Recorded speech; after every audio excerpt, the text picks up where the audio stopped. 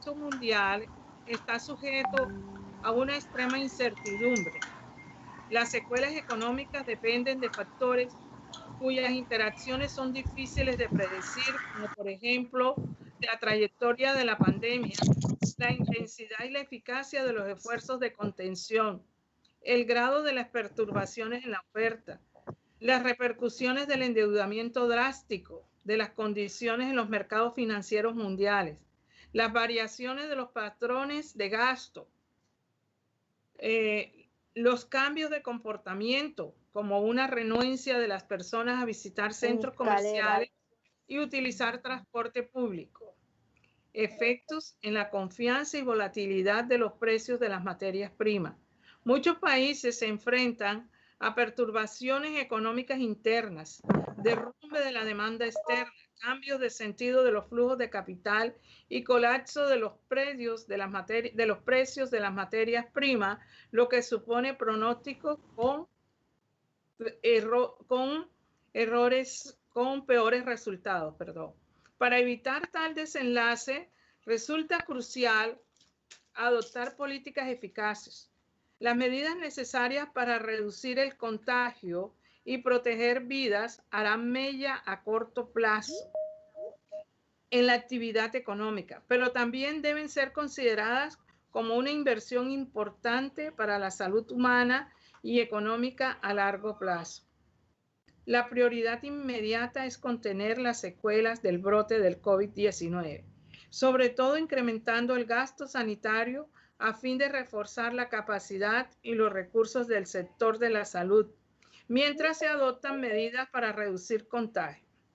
Además, las políticas económicas tendrán que amortiguar el impacto que la disminución de la actividad tendrá en las personas, las empresas y el sistema financiero, reducir los efectos persistentes y más permanentes derivados de la inevitable y fuerte desaceleración y garantizar que la recuperación económica pueda empezar rápidamente una vez que se disipe la pandemia. Cierro mi intervención con la firme convicción de que en estos momentos de contingencia urge repensar la economía por completo.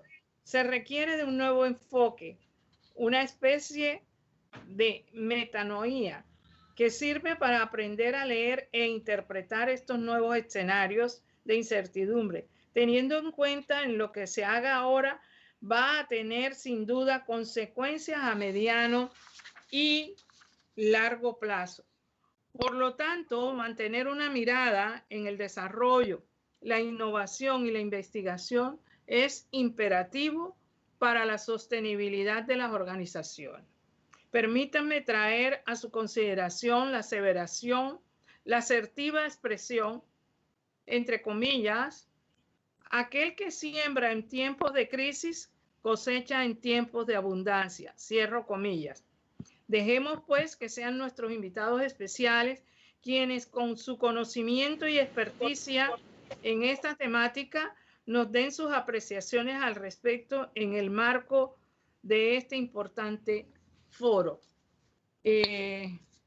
Con las anteriores palabras doy por instalado este sexto foro internacional con la intervención de los invitados especiales que tenemos a consideración. Buenas noches, pueden dar adelante el sexto foro, dar inicio. Bueno, buenas noches. Primero, agradecimientos muy especiales a los invitados e invitada, a la profesora Madeleine Sánchez por liderar este proceso y especialmente a la señora decana, quien, por cierto, nos ha introducido de manera muy provocativa a este espacio que sin duda alguna adquiere mayor pertinencia en unos momentos tan complicados para el planeta, pero sin duda alguna más para los países en desarrollo, los países del tercer mundo, que entre otras cosas todos los panelistas y los que estamos aquí acompañándolos pues pertenecemos a este mundo, a este sur global, como lo llamamos. También agradecimientos muy especiales a todas y a todos los asistentes. Paso a contar un poco la dinámica que vamos a desarrollar en este foro, en este espacio. Básicamente vamos a hacer unas preguntas. Esas preguntas serán respondidas por todos y cada uno de los panelistas. Por supuesto que alguno podrá prolongarse mucho más en su respuesta de acuerdo a la experticia. Y también, pues la idea es que la idea es que al hacerlo lo más participativo posible para darle mucha dinámica y para que el público asistente también se vea involucrado en todo este proceso. Siendo así, pues nuevamente le doy las gracias, la bienvenida a los panelistas. Ya la señora decana los presentó, la presentó también. Es un verdadero honor para mí servir como moderador en esta noche. Comencemos. Bueno, con la introducción que nos ha hecho la señora decana, una introducción, repito, muy provocadora, es decir, de competitividad hemos hablado muchísimo, muchísimo, siempre hemos hablado de competitividad. Sin embargo, es indiscutible que en un momento como este, más se requiere que los países y sobre todo, como muy bien lo dice el tentador título del panel, la competitividad local se afiance, porque lo que se prospecta en el futuro inmediato y el mediano plazo va a ser muy complicado. Entonces quisiera arrancar este conversatorio haciendo una pregunta a todos los panelistas. ¿Cuáles son esas variables mínimas que deben tener las ciudades para generar una competitividad, esa competitividad que tanto requiere y que tanto pide a gritos el contexto global? Por supuesto que también pueden contar sus experiencias. Aquí está pues, la doctora Ana María, quien es nuestra representante local, digámoslo así, y dirige, pues ni más ni menos que Pro Barranquilla, una de las entidades más importantes, no solamente en la región, sino en el país. Adelante. Buenas noches. ¿Quieres que arranque? ¿Arranco yo? Perfecto, las damas primero. Gracias. Espera un momentito que estoy teniendo un problema técnico en este momento.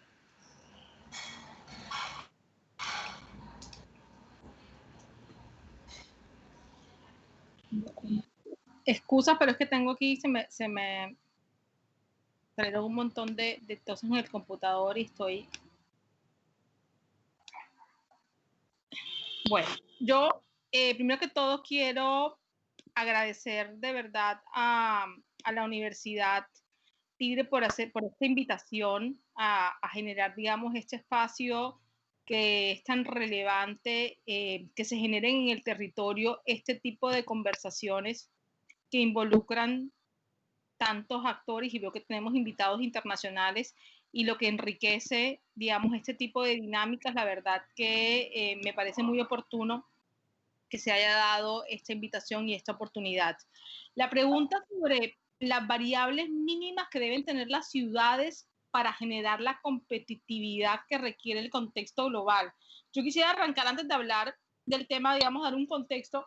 Todos sabemos que recientemente en el Índice Nacional de Competitividad se dieron los resultados de las ciudades y Barranquilla aparece nuevamente rankeada en la posición número 8 en el país.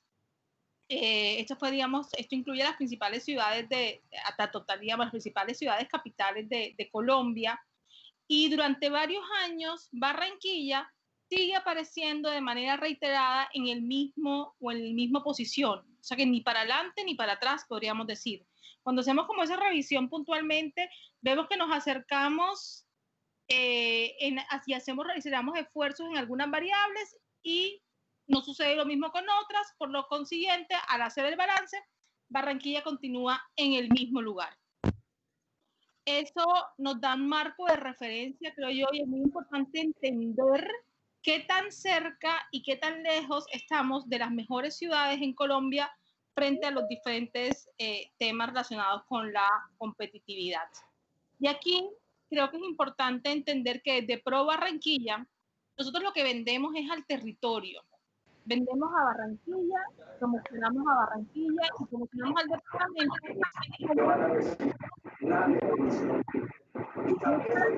para invertir, para hacer negocios, sino para vivir. Y es importante a la hora de presentar el destino, vendernos, digamos, o posicionarnos como ese territorio articulado entre sector público y sector privado, en el que se resalte una clara hoja de ruta entre ambos y de esta forma garantizar la sostenibilidad de los proyectos a mediano y largo plazo.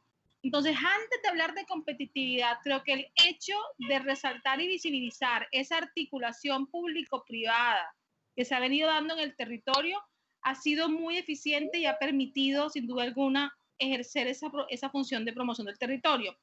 Pero tenemos claro que debemos trabajar todos los frentes que le aportan a la competitividad. Y el primero es el relacionado con la inversión en infraestructura, tener la casa en orden y apta para recibir inversión y nuevos negocios. Aquí estamos hablando de inversión en educación, inversión en salud, en vías. Hay un segundo tema muy importante de competitividad, que es el recurso humano capacitado para recibir los diferentes sectores de la economía, lo que llamamos de pertinencia de la educación, y no solamente formación, digamos, que responda a estas necesidades, sino formación de calidad. Yo lo he visto mucho en los últimos trabajos que hemos hecho en Pro Barranquilla, como el bilingüismo o la, digamos, formación en bilingüismo es determinante en lograr atraer determinado tipo de proyectos, como es el caso de los proyectos de BPOs y IT, que es tan importante, ¿verdad?, contar con este talento, pero no solamente sino el sector turismo que debemos potencializar. Entonces hay que trabajar muchísimo en ese sentido. Y por último, igual de importante, todo lo relacionado con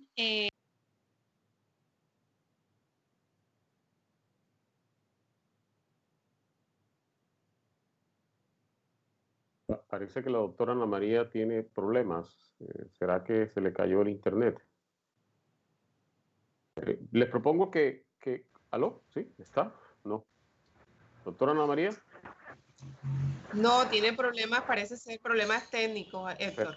Entonces, les propongo que alguno de ustedes entre y, pues, mientras Ana María restablece su... ¿Le parece, profesor Juan José? O sea, hablé 20 minutos al vacío. Después, No, bueno, sí soy yo, no, sí, te escuchamos hasta hace 2 minutos, 1 minuto y medio. Ah, ok. ¿Hasta cuándo? Profe, te escuchamos. Profe, disculpa, te escuchamos hasta donde estabas hablando de la educación, la pertinencia de la educación y el bilingüismo para la competitividad en Barranquilla. Ha sido súper importante para traer, digamos, muchos proyectos y nos enteramos muchas veces, digamos, cómo en ocasiones perdemos proyectos para el territorio por no contar con ese recurso y ese talento. Y yo quería mencionar, digamos, en último, digamos, un tema importante que tiene que ver con la estabilidad macroeconómica y digamos, que todas nuestras cifras se mantengan y reflejen como esa estabilidad que tanto buscan los negocios. Entonces, la palabra al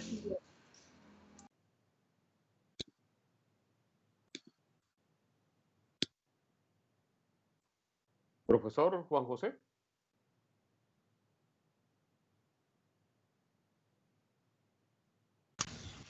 Ahí está, creo que tengo el micrófono activado ya. Sí, bueno, vamos a hablar un poquito, yo soy de Argentina y hay un ranking que se hizo y se conoció hace un par de meses, un ranking de productividad global, donde el país mejor rankeado fue Singapur. ¿Cuáles son las condiciones que tiene Singapur? Jurisprudencia, o sea, seguridad jurídica, inversiones, educación, sistemas de salud, infraestructura tecnológica adecuada, sobre todo teniendo en cuenta el ancho de banda de Internet. ¿Cuál es en este ranking? ¿No es cierto? Se clasificaron 63 países. El país latinoamericano mejor ubicado fue Chile, en el lugar número 38. Luego, adelante a Perú en el número 52, México en el número 53, Colombia en el 54, Brasil en el 56 y de los 63 países, el número 62, mi Argentina. Y el número 63, Venezuela. Así que, como podrán ver, nuestra competitividad es bastante floja, no lo decimos solamente nosotros. Si bien tenemos un buen nivel de educación, nuestros sistemas de salud no son de lo mejor. Casualmente, ahora en este momento estamos haciendo agua por esta crisis del coronavirus. La infraestructura tampoco es de lo mejor. Yo en mi domicilio, no sé si me están recibiendo bien, tengo una velocidad de 20 megas de internet. Y hasta hace 3 meses tenía 10. Y casualmente voy a tratar de obrero trabajando en mi casa instalar la fibra óptica. Así que eso explicaría bastante por qué nosotros estamos tan lejos de la competitividad ideal. Y sobre todas las cosas no tenemos en este momento seguridad para las inversiones.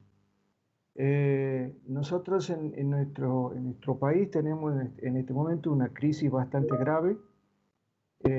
Veníamos en terapia intensiva con la deuda externa y nos remató el COVID. Logramos hacer un acuerdo por la deuda externa, acuerdo que a mi juicio fue incompleto. Aquel que tenga alguna actividad y alguna vez haya tenido problemas financieros, sabe que el arreglo de la deuda consta de 2 partes.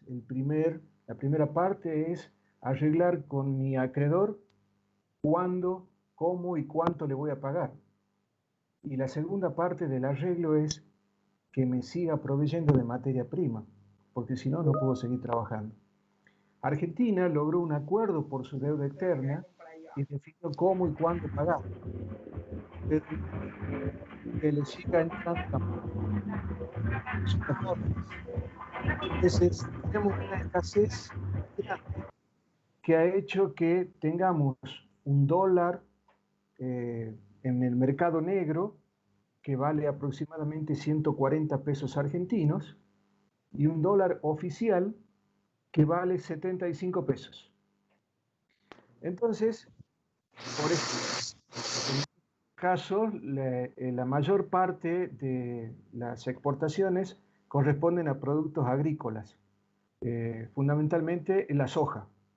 Entonces, a un exportador de soja, cuando vende una tonelada de soja, le liquidan al dólar oficial de 75 pesos y le hacen un 30% de retenciones. O sea que más o menos le queda al señor 50 pesos argentinos en el bolsillo. Y el dólar cuesta 140. Entonces los productores argentinos, los agricultores, no quieren vender su soja. Prefieren tenerla, ¿no es cierto?, guardada en silos, y todos apuestan a una devaluación, porque es tan alta la brecha entre el mercado oficial y el mercado libre, que todo el mundo apuesta a que haya una profunda devaluación y muy fuerte prontamente en la Argentina. ¿Qué es lo que está sucediendo? A estos silobolsas, que son como gusanos de tela, ¿no es cierto?, de plástico con más o menos 2 metros de diámetro, le están sufriendo atentados. O sea, hay gente que ingresa al campo del productor y le corta el silo bolsa con el cuchillo, con lo cual le arruina la soja que está adentro, que se interpreta como una medida de presión para que los demás entiendan la lección y vendan la soja. La banca oficial, que es el Banco de la Nación Argentina, en el cual yo soy gerente, por ejemplo, no le da préstamos a los agricultores si previamente no demuestran que han vendido el 95% de su producción de soja, trigo o maíz. Todo aquel que tenga un stock mayor al 5% no es asistido por la banca pública. Entonces, eso es una forma de presionarlos a los exportadores para que liquiden entre 9 y 12 mil millones de dólares que andan dando vuelta ahí, y la gente está soportando, aguantando todo esto. Esta presión hasta ahora no ha dado resultado, y lo que se está hablando ahora es que van a sacar un periodo de oferta, más o menos 30 días, y los que liquiden en esos 30 días, en vez de hacerle una retención del 30% a la soja, le van a hacer un 15%. Entonces, por el lado de la presión no funcionó, ahora vamos a ver si funciona por el lado del incentivo. Pero a su vez hay un cepo cambiario. La gente no puede comprar más de $200 mensuales. Y en esos $200 se incluyen, por ejemplo, Netflix, Spotify, y se hacen unos cálculos complejos, y han puesto un montón de trabas. De casi 5 millones de personas que compraban dólares, esos $200 para ahorro, estiman que a raíz de las últimas trabas que han puesto van a quedar apenas 800.000 personas. Pero a su vez el Banco Central no tiene más de 30 o 35 mil millones de dólares de reserva, en donde se está contemplando un swap con China por 18 mil millones de dólares, donde hay 11 mil millones de dólares que corresponden a los depósitos en dólares que tienen las personas en los bancos, y que el Banco Central conjuga como reserva. Entonces tenemos un grave problema, la demanda de dólares es muy alta, y como les digo, la brecha cambiaria es enorme. En este momento hay muchas empresas que están abandonando Argentina. Están abandonando Argentina porque realmente los dólares de ellos no valen acá lo suficiente. Y si alguien entra dólares a la Argentina para hacer una inversión y luego quiere sacar la rentabilidad, no puede, porque no hay dólares para venderle. Entonces, el que entra con inversiones a la Argentina no sabe cuándo y cómo la va a poder retirar. Entonces, lejos estamos del lema del Banco de Shanghái, que dice: su dinero está donde brilla el sol. Entran y salen de los mercados las 24 horas del día. Bueno, el que entre en el mercado argentino no sabe cuándo va a poder salir, cuándo va a recuperar esa inversión y al menos la utilidad. Entonces, nuestra competitividad en este momento está por el piso. Entonces, veníamos mal con el problema de la deuda externa y encima nos agarró el COVID. Tuvimos una emisión monetaria de casi el 40% para pagar planes sociales, y que todavía no se ha reflejado en el índice de inflación, porque estamos en una economía de cementerio, no hay demanda. Entonces, cuando la plata esa comience a moverse, entonces va a empezar a impactar esa emisión en el nivel de precios, y vamos a tener de nuevo una inflación alta que algunos analistas estiman para este año entre el 40 y el 50%. El año pasado tuvimos un 50% casi de inflación.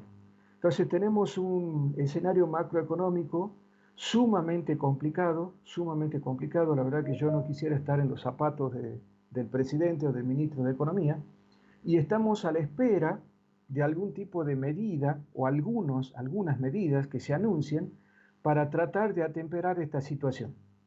El gobierno apuesta a ganarle al mercado y no devaluar. Pero mi experiencia personal me dice que cada vez que el gobierno se enfrentó con el mercado, el que ganó fue el mercado. Así que personalmente estimo que lamentablemente vamos a tener una devaluación bastante. Así que le cedo la palabra a mis otros colegas para no insumir todo el tiempo. Gracias, profesor Juan José.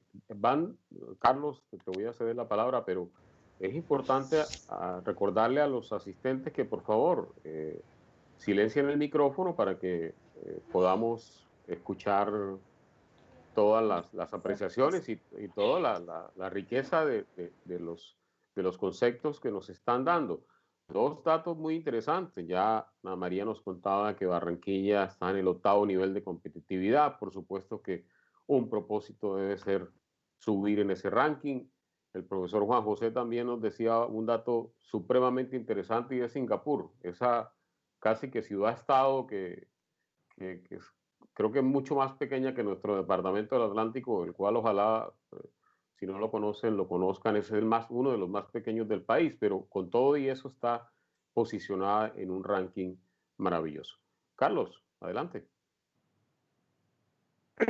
Listo, mi estimado Héctor. Primero, obviamente, extendiendo los saludos y agradeciendo por la invitación y haciendo el reconocimiento a la universidad y a sus autoridades en llevar a cabo este tipo de eventos, este tipo de espacios donde son propicios justamente por la nueva normalidad que nos enfrentamos dentro de lo que nos toca vivir de aquí en adelante.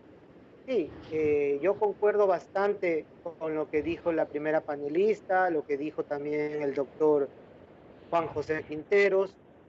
Es así, si me permiten hacer una breve también síntesis, por decirlo así. En mi caso, yo soy de Ecuador y yo creo que los escenarios latinoamericanos previo a enfrentar esta situación del COVID-19 son muy similares, unos más, un poco menos, pero por ahí vamos ubicados enfrentando grandes problemas, o por lo menos se ha podido visualizar tres grandes problemas estructurales previo a esta crisis, que es la desigualdad, informalidad y la baja productividad. Si le sumamos, si le sumamos un poco también con dos criterios más, que podría ser una seguridad jurídica débil frente a una no credibilidad de los distintos gobiernos centrales o locales, estamos hablando de que ya tenemos un eje, tenemos varios ejes para considerar previo a lo que nos ha tocado enfrentar a partir de 2020 y lo que será a un futuro a mediano y largo plazo, ¿no? En ese sentido. Ahora, aquí nosotros como Ecuador, obviamente el Ecuador está considerado desde la Constitución que somos un sistema económico, social y solidario, donde se prevalece y se reconoce al ser humano como sujeto y fin. Esto es propender una relación dinámica y equilibrada entre la sociedad, Estado y mercado, que vaya en armonía con la naturaleza, donde sus principales objetivos es garantizar la producción y reproducción de las condiciones materiales e inmateriales que posibiliten el buen vivir. El sistema económico ecuatoriano, de acuerdo a nuestra constitución aprobada en el 2008, se integra por las distintas formas de organización económica, sea pública, privada, mixta, popular y solidaria. Y estas tendrán que dinamizarse, regularse e instrumentarse de acuerdo a cada uno de los efectos que tenga cada una de ellas, ¿no? En ese sentido, obviamente creo yo que no estamos muy alejados en algunas circunstancias con los países hermanos sudamericanos, latinoamericanos y del Caribe, por tener unas similitudes, muchas similitudes en ese sentido. Nosotros como Ecuador, creo que, y como todos los países, nos ha tocado enfrentar el tema de la denominada pandemia. Obviamente la pandemia no es ningún tipo de responsabilidad de ningún gobierno, pero las acciones e inacciones sí son responsabilidad de los distintos gobiernos para poder precautelar la salud humana, para precautelar y mantener y sobresalir en las distintas economías.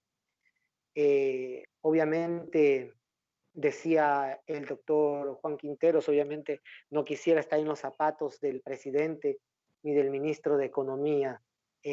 Acá, por decirlo, nuestro ministro de Economía prevaleció el pago de una deuda externa frente a muchas situaciones como pagos de servidores públicos, de la deuda interna, de médicos, de docentes, donde no se ha reactivado la economía como se debería o como se la pintó en un escenario que tanto así hemos adelantado pagos de deuda externa del 2020, 2021 y 2022 en ese contexto.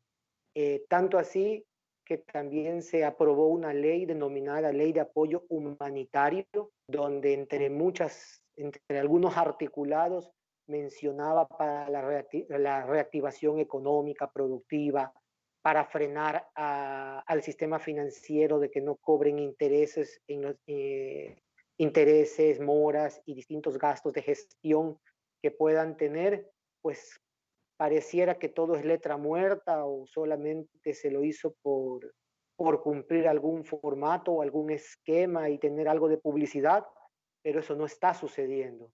En ese sentido, se han perdido empleos directos, indirectos, se han fundido, como se dice, emprendimientos, pequeñas y medianas empresas. Nosotros en el mes, finalizando marzo, abril y mayo, estuvimos con un creciente, que fue notorio el creciente desbordamiento de los casos de este virus en esta situación. No se tomaron medidas oportunas.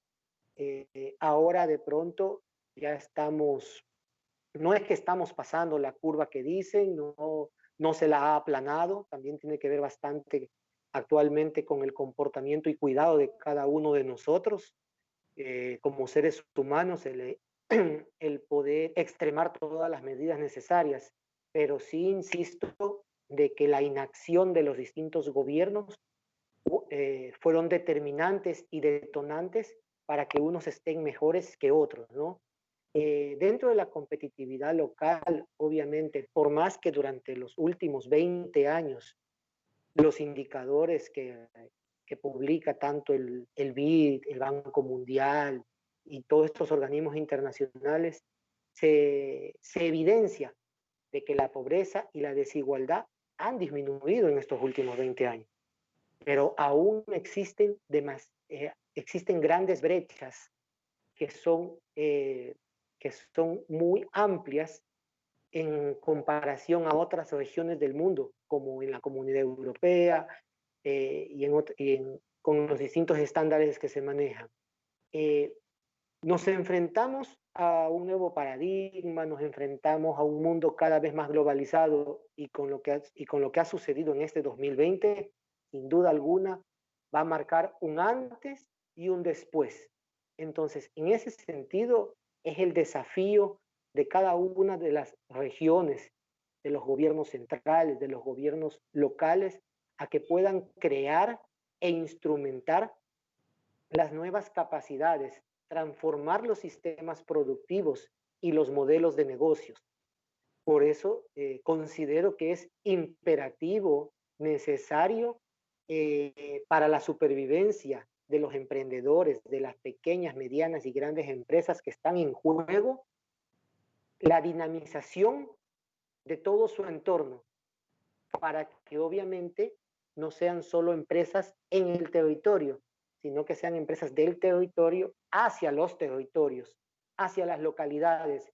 Estamos en este nuevo paradigma, como digo, como lo mencionaba, en eras digitales transformadoras, y es momento de que plantearnos como meta para que podamos surgir y podamos fortalecer nuestras distintas economías, muy similares. Unas somos distintas por ciertas características propias, pisos climáticos, por variedades, por muchas situaciones que se puedan dar, pero sí Latinoamérica prácticamente es muy similar en su mayoría de aplicación hasta de las mismas políticas públicas, que en muchos casos tienen efectos positivos y otros no tan efectos positivos. Deberíamos considerar, para que todos los actores involucrados puedan tener esta oportunidad, esta competitividad, esta productividad acelerada o incursionarla, yo considero que deberíamos tener algunos criterios que deben conjugarse de manera articulada y vinculada. Por ejemplo, eficiencia pública, que son los servicios públicos que se brindan. El capital humano, cuando nosotros mencionamos el acceso y calidad a los sistemas, sea de salud, de educación, de infraestructura y la capacitación continua. Cuando hablamos de infraestructura, sea física, digital y tecnológica. La eficiencia y la oportunidad de los mercados, cuando tengamos y propendamos a un mercado eficiente que permita un acceso adecuado para que todos los participantes puedan evitar pérdidas y podamos maximizar las ganancias, o por lo menos en este escenario 2020, minimizar las pérdidas a valores mínimos y que propendamos a mejorar y mantenernos en el tiempo y en el espacio para tratar de conseguir, para tratar de buscar ser competitivos, de hacernos notar, de hacernos llamar la atención con nuestros productos, con bienes y servicios, dependiendo cómo sea la naturaleza de cada una de las funciones, de cada una de los emprendedores o empresarios. Considerar también el tamaño de los mercados internos y externos, la oferta y la demanda, sea doméstica o internacional, la posición productiva local, donde podamos nosotros considerar y visualizar la cooperación y articulación con la academia, que es muy importante, es demasiado importante, y yo la catalogaría. Asimismo, la innovación, hablamos de producción, diversificación, valor agregado, donde podamos también diferenciar las ventajas y los distintos ecosistemas de los negocios, donde también podamos considerar la bancarización a través de las distintas entidades financieras, bancos, cooperativas, cajas comunales, cajas de ahorros, pero que podamos tener ese acceso. ¿Para qué? Para que se puedan analizar las economías. El Ecuador tiene una economía dolarizada, a pesar de que la inflación se mantiene en un dígito, aún así es alta. A pesar de que tenemos una economía dolarizada, tenemos tasas de intereses que bordean para consumo, producción, 16, 18, 20, 22%, dependiendo de los segmentos de mercado, dependiendo de las distintas entidades.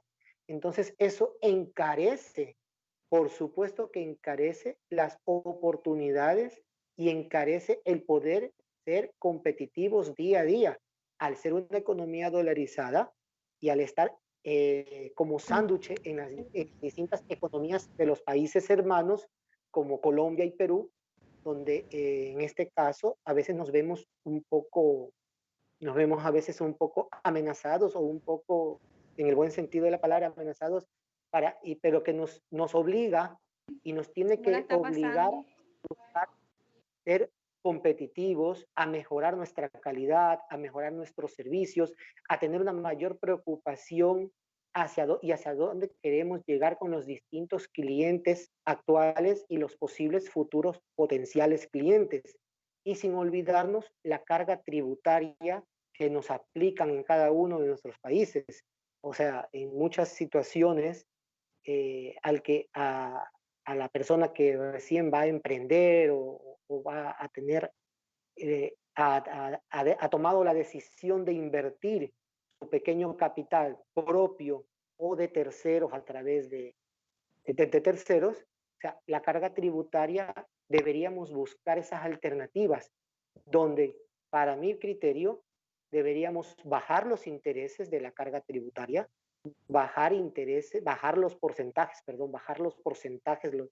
los puntos porcentuales de la carga tributaria, bajar las tasas de intereses que ofrece el sistema financiero, donde se pueda brindar periodos de gracia y que se pueda extender más allá de los periodos establecidos que se tenían antes de COVID-19, dependiendo del segmento y la naturaleza de los negocios, y que se pueda articular y dinamizar con los gobiernos locales, aquí en el Ecuador, prácticamente la entidad rectora en la parte productiva son los consejos provinciales, lo que denominamos las prefecturas, lo que llamamos gobiernos provinciales. Luego que podamos articular con los gobiernos locales, cuando hablamos de cantones o ciudades, los municipios, y que articulemos con el gobierno central de forma articulada, vinculada. Tenemos normativa, tenemos políticas públicas, pero parece que las políticas públicas en los últimos tiempos solo ha servido de letra muerta o solo ha servido para decir cumplimos y ahí las tenemos, pero no las aplicamos en muchas situaciones. Tenemos un marco jurídico muy enriquecedor en muchos aspectos para dinamizar a las alianzas público-privadas, para dinamizar el tema de la economía popular y solidaria y para ir dinamizando todos los sectores. No hay necesidad de ponernos a competir en los tres grandes sectores, que es el público, privado y el popular solidario. ¿Por qué competir? Cuando debemos articularnos, vincularnos y poder fortalecernos. ¿Para qué? Para buscar esa competitividad desde nuestros productos, buscar la competitividad desde los actores vinculados, sociedad civil, empresarios, emprendedores, los actores directos e indirectos de la economía popular y solidaria, sector público. Aquí lo importante es que podamos articular, insisto, en la articulación y vinculación en todo lo que he mencionado. Yo creo que hasta aquí en la primera etapa que estamos, doy paso al siguiente colega que tenga que intervenir. Héctor, muy gentil y muchas gracias. No, gracias a ti, Carlos. ¿Sí me escuchan? Sí. Ok, sí. Perfecto, Héctor.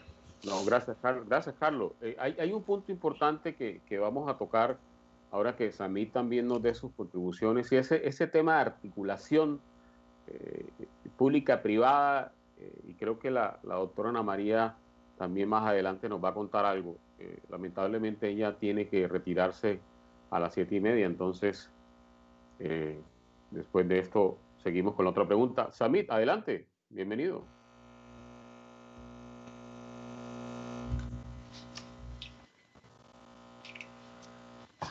Muchas gracias. Antes que nada, pues agradecer el espacio y felicitar a la universidad por este tipo de foros, los cuales sin lugar a duda hacen que se sienta al estudiante que la universidad sí está haciendo algo por la educación de ellos. Eso creo que es bastante importante, sobre todo que salgan nuestros estudiantes de lo mejor capacitados y que tengan una visión global, que es algo que yo siempre le he apuntado. Agradezco el espacio, doctora Madeline, doctor Héctor, estimados colegas, estudiantes, muchas gracias. Retomando un poco la pregunta detonadora que por ahí nos compartiste, Héctor, que cuáles son las variables mínimas que deben tener las ciudades para generar una competitividad en el contexto global. Necesariamente hablar de competitividad nos tiene que llevar al Foro Económico Mundial, ¿no? Que es el organismo, el ente internacional, el cual dicta los pilares o las bases en las cuales se mide esta competitividad. Competitividad global te va a llevar necesariamente a una competitividad local de acuerdo a un contexto solamente en específico. Hablar de esto es que rescaté por ahí cuando me invitaron a este foro, rescaté por ahí el archivo, el último informe para el año 2019 justamente del Foro Económico Mundial y cómo efectivamente, como dijo por aquí mi colega Juan Quinteros, pues es Singapur, ¿no? La ciudad, país que tiene el mayor índice de competitividad de acuerdo a estos 12 pilares, ¿no? Que es como se mide este índice. Posteriormente está Estados Unidos, Hong Kong, y ahí empieza Nueva Zelanda, y ahí empiezan todos los países que todo el mundo escucha, que todo el mundo dice que van a la cabeza, que van a la vanguardia en el examen PISA, en diferentes indicadores, ¿no? Sin embargo, cuando se rescata, se se destaca el tema de las variables mínimas que debemos de cuidar las naciones ante, digamos, esta situación en la que estamos viviendo hoy en día, que es la pandemia del COVID-19. Bueno, entonces necesariamente dentro de los 12 pilares, ¿escucha mucho ruido o soy yo? Gracias.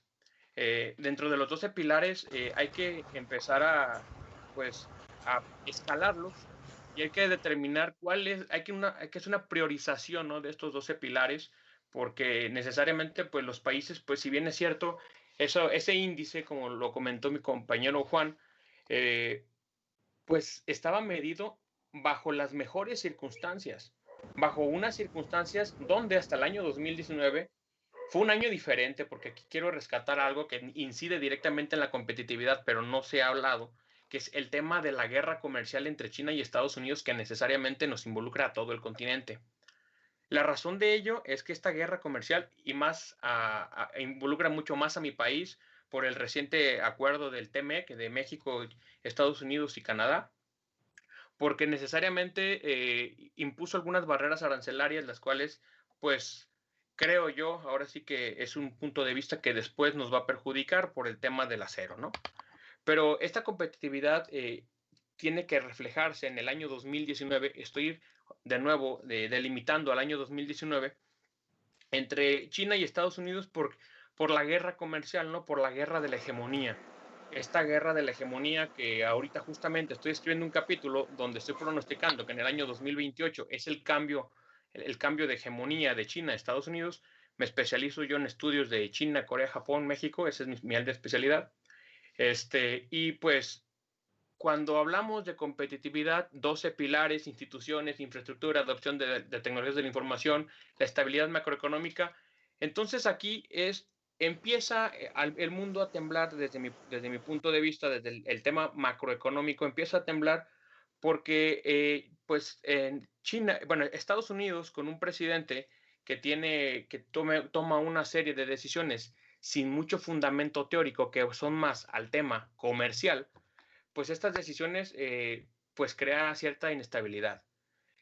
Llego al 2020, tengo que tomar el tema yo tengo que rescatarlo porque así lo considero, el tema de la OPEP, el tema de marzo del 2020, cuando ocurre la caída del petróleo, porque al menos para mi país el petróleo forma parte fundamental de la economía tanto interna como externa, puesto que a partir de las reservas que se tiene proyectado ya un gasto del flujo corriente dentro del año y el petróleo se cae, ¿no? Entonces, aparentemente viene una crisis relativamente de la mano del SARS-CoV-2, ¿no?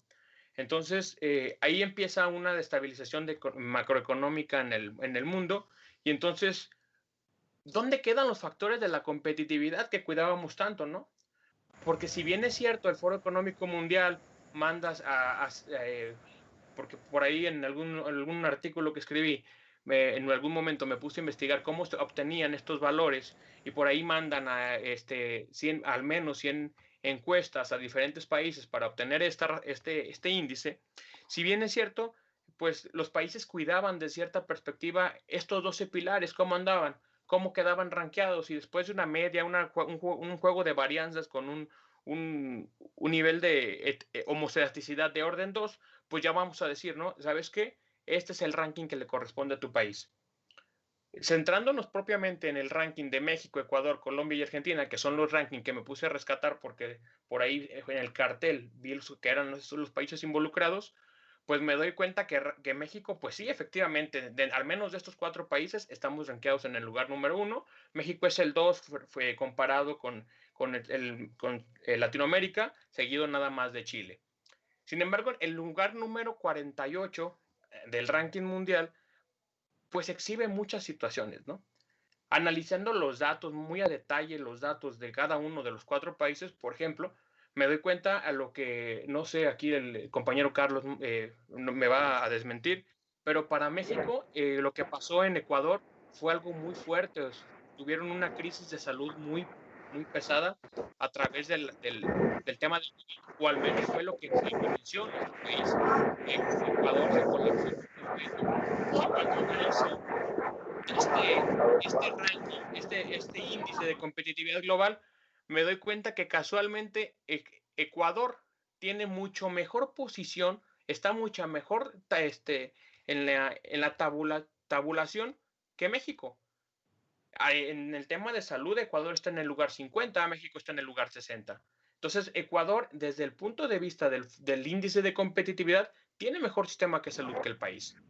Eso me preocupa a mí un poco, porque entonces me pongo a analizar y digo, bueno, eso pasó en Ecuador por razones exógenas probablemente al sistema de salud, pero no tardó nada en colapsar. México está pasando por ya dicen que ya vamos en color naranja, pero creo que hoy estamos en doble rojo, ¿no? Por la cantidad de contagios que hay. Sin embargo, pues creo ya que el tema de la pandemia va a razones políticas económicas en lugar de salud. Rescato, ya para no ser tan extenso, rescato un poco cuáles son las variables mínimas. Bueno, de los 12 pilares que aborda el índice de competitividad global, yo rescato 4. Primero que nada, la salud. Los sistemas de salud de los gobiernos que queden, digamos que con una inversión importante, queden blindados, porque lo acabo de escribir, no se ha publicado, pero ya está aceptado, lo acabo de escribir porque necesariamente viene una década de pandemias. Creo yo que esto es el inicio de algo nuevo. Después, el siguiente pilar que rescato dentro del área del ambiente apto, perdón, del capital humano, es el tema de la educación y las habilidades que se tiene. ¿Por qué? Porque creo yo que un país que invierte en el tema de educación y en el tema de habilidades, en el tema del stock del capital humano, creo que necesariamente puede salir adelante fácilmente ante cualquier situación. Y si a esto le agregamos el tema de la competitividad global, bueno, pues estas dos variables que ya mencioné, en un contexto de competitividad local, pueden hacer que una ciudad empiece a desarrollarse de manera muy importante. El siguiente, que no necesariamente incide directamente con el tema de la competitividad local, es la estabilidad macroeconómica. Una estabilidad macroeconómica que tenga el mercado financiero de tu país va a hablar ante el mundo de cómo está el comercio, cómo está la inversión, cómo está el gasto, cómo está el flujo dentro del país. Y con esto, con esta estabilidad macroeconómica, pues vas a traer mayor inversión extranjera directa, que necesariamente, al menos para América Latina, pues es fundamental dentro de su Producto Interno Bruto, ¿no? Y al final, que dejo como que la cereza del pastel, y no sé, ayer estaba pensando, cuando estaba rescatando, yo dije, bueno, ¿cómo serán las variables? ¿Cuál rescato? ¿Cuál es más importante? Pues la capacidad de innovación. No sé, de estas 4 que acabo de mencionar, no sé cuál sería prioritaria, probablemente la salud. Pero el tema de la innovación es fundamental para que exista cualquier modelo de competitividad. Innovación que, por cierto, me puse a analizar los datos, porque pues mi área, como, bueno, si sabrán un poco, yo soy de licenciatura matemático, por ahí de maestría soy matemático educativo y investigador, y de doctorado tiendo a ser más economista, ¿no? Me puse a analizar datos en el tema de la innovación y veo cómo todos los países, al menos los 4 países que están involucrados aquí, que es México, Ecuador, Colombia y Argentina, pues tienen un porcentaje del PIB a innovación muy malo. Por no decirlo, por no ser muy fatalista, pues, porque al menos de estos 4 países que analizo, Argentina tiene el mayor índice la mejor innovación en este caso, pero si nos damos cuenta, no llega al 0.7% de su PIB, ¿no? Si lo comparamos esto con un Corea del Sur o con un Israel que van sobre arriba del 4%, bueno, el tamaño de las economías es diferente, pero el porcentaje del PIB se puede analizar de manera importante. Entonces, creo que el espacio, creo que el foro para poder ser competitivos a nivel global, creo que nos hace falta un poco. A mi juicio, esos eran las variables mínimas que debemos de tener en cuenta. En las ciudades es más a la salud, es más a la educación y sobre todo al tema de la innovación, que la innovación se puede traducir como este tipo de foros que pueden ayudar a los estudiantes para que tengan una visión más global, porque necesariamente sé que es una carrera que involucra economía, administración, contabilidad. Bueno, es una facultad de ciencias sociales. Entonces, el punto de vista macro de ellos tiene que ser importante para poder fomentar al educando y sobre todo para fomentar mejores ideas, mejores entes sociales, que es lo que estamos haciendo. Con eso termino y le paso el micrófono a mi siguiente compañero. Gracias. Perfecto, profesor. Muchas gracias. Muchas gracias a todos por esta primera ronda. Vamos a hablar de innovación. Ya, de hecho, han hecho ya unas preguntas sobre el tema. Pero aprovechando antes de que Ana María se nos vaya, quisiera retornar un poco a lo que planteaban sobre esa asociación pública-privada, es decir, la importancia de que haya una verdadera sinergia entre el sector público, el sector privado y lo que incluye, por supuesto, a la academia. Es fundamental eso. Primero que nos cuente cómo ha sido esa experiencia. Y pues también hablamos de competitividad local, pero para hablar de competitividad local, en gran parte esa competitividad local es como las ciudades, como las regiones, como los departamentos puedan moverse en el escenario internacional. Y en ese sentido, este concepto relativamente nuevo de las relaciones internacionales, como es la paradiplomacia, pues juega un rol importante. Entonces también, para que nos compartan un poco cómo ha sido esa experiencia de la asociación pública-privada y de ese concepto de paradiplomacia que tanto hablamos ahora. Ana María. Sí, ¿se me escuchan? Sí. Yo quiero dar como un poquito de contexto.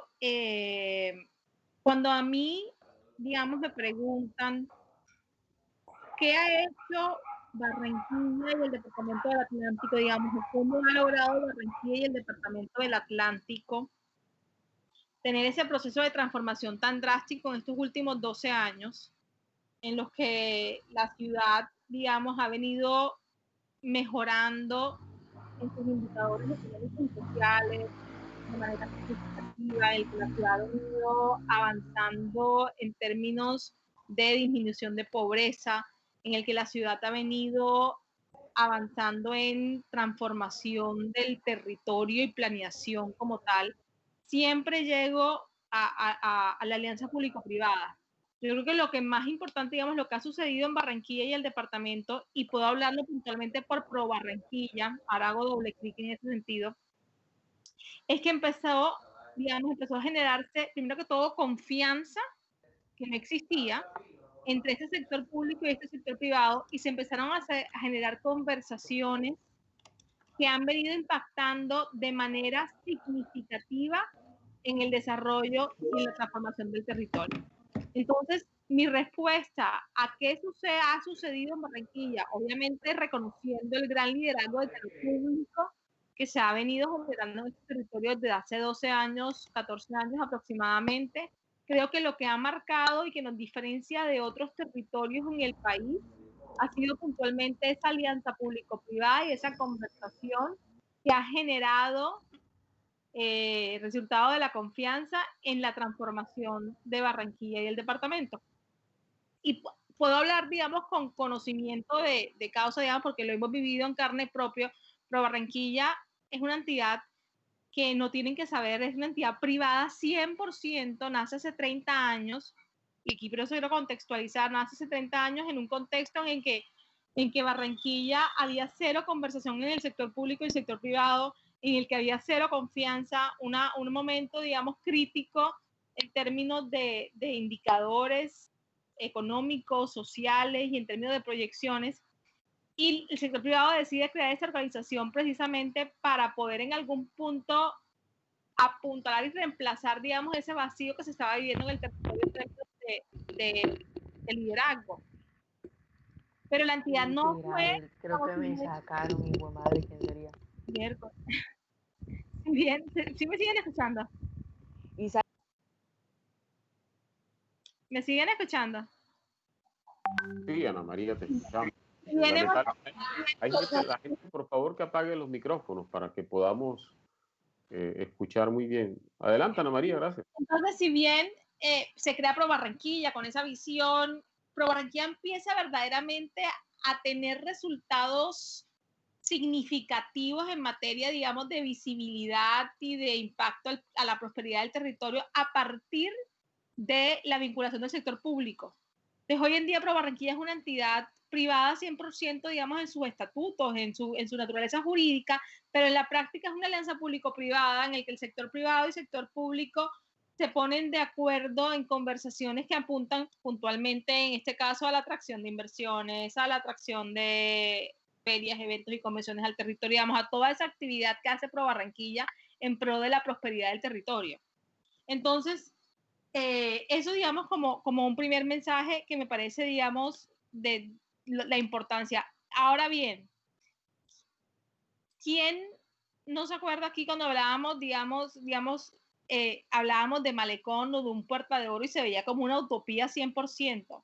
Hace un par de años nos hubieran dicho que es que Barranquilla iba a tener una transformación, un desarrollo urbano en el que 5 kilómetros de la vía 40 que estaban destinadas al sector industrial iba a ser transformado en un malecón y en un espacio de conexión con el ciudadano, y adicionalmente íbamos a contar con un centro de ferias y convenciones con las especificaciones y el tamaño y la dinámica que se ha significado para el territorio, y creo que aquí ninguno de los que estamos aquí en verdad lo creíamos posible. Y ese puntualmente punta de lanza que fue la construcción del Puerta de Oro, que es el recinto ferial de Barranquilla, para los que no conocen la ciudad, fue resultado de una alianza público-privada. Y fue el privado el que generó este proyecto, y luego se unió el sector público, digamos, el gobierno nacional y el gobierno local. Entonces, ahí tenemos ejemplos tangibles de por qué es importante y por qué es relevante este tipo de alianzas, obviamente ligadas por la confianza. Para mí, la confianza es fundamental para la competitividad y el crecimiento integral de los territorios. De otras maneras, creo que no sería posible o sería muy lento el cambio. Entonces, creo que con relación, digamos, a lo que visiono y lo que entendemos, digamos, de lo que significan las alianzas público-privadas y cómo puedo esto jalonar, creo que es la única forma que tenemos hoy de verdaderamente jalonar desarrollo y crecimiento. Y de hecho, digamos, y aquí como para darle un poco de cierre a la idea, la pandemia, la crisis que estamos viviendo, nos ha obligado, de hecho, a fortalecer aún más esta conversación. Y nos entendimos, digamos, desde el día 1 cuando arrancó, digamos, toda esa crisis que empezamos, y lo primero que sucedió obviamente fue la identificación de todas esas necesidades del sector público en materia de alimentación y salud. Enseguida del sector privado nos articulamos con el sector público para poder, en principio, apoyar, digamos, toda la crisis sanitaria, y esa conversación después siguió ya en relación con el tema de las vacunas, y fue como migrando a otros temas, y hoy en día estamos hablando de reactivación económica, todos en una misma mesa. Entonces yo creo que ahí, para mí, no hablo sino, digamos, de virtudes de lo que uno puede lograr en un territorio y en un país, en una ciudad, a partir de este tipo de alianzas o a partir de este tipo de conversaciones. Gracias, Ana María. Y frente a este tema de la que llamamos paradiplomacia, ese ejercicio que, por ejemplo, desde el caso de confesarte algo que me dio mucha risa, porque voy a aceptar aquí mi ignorancia en toda esta reunión. Yo nunca he oído el término paradiplomacia. A mí cuando yo el término paradiplomacia, yo enseguida, obviamente,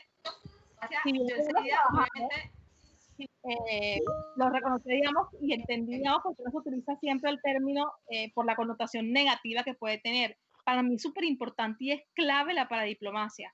De hecho, en la labor de visibilización del territorio y el destino como el mejor, digamos, destino para invertir, y toda la labor que hace Pro Barranquilla, mantenemos siempre relación permanente, en nuestro caso, con diferentes ciudades en los que hemos logrado, por ejemplo, y eso se ha ido muy de la mano con el gobierno local, lo que se llaman hermandad de ciudades, y hemos, y ahí voy a poner un caso puntual, digamos, que en Barranquilla ha sido de éxito, también muy específico, toda esa transformación que se vivió en Barranquilla con el tema de parques.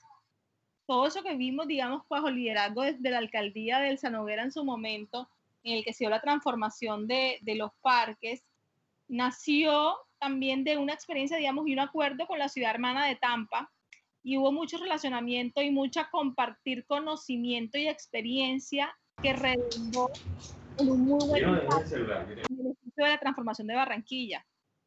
Y hoy en día la alcaldía de Barranquilla está abriendo su oficina de cooperación internacional. La gobernación bajo el liderazgo del gobernador pasado verano tenía la oficina también de cooperación, porque reconocen la importancia de tener ese tipo de relacionamiento con organizaciones, con ciudades o con entidades a nivel regional y departamental de la diplomacia que facilite ese tipo de conexiones. Yo creo y estoy convencida que hoy en día de los aspectos más importantes y claves para la competitividad es la conectividad. Y para mí conectarse no solamente es conectarse de manera vial o conectarse de manera aérea, conectarse a través, digamos, de lo que es, digamos, conectar los territorios, sino conectarse mentalmente y conectar las ideas.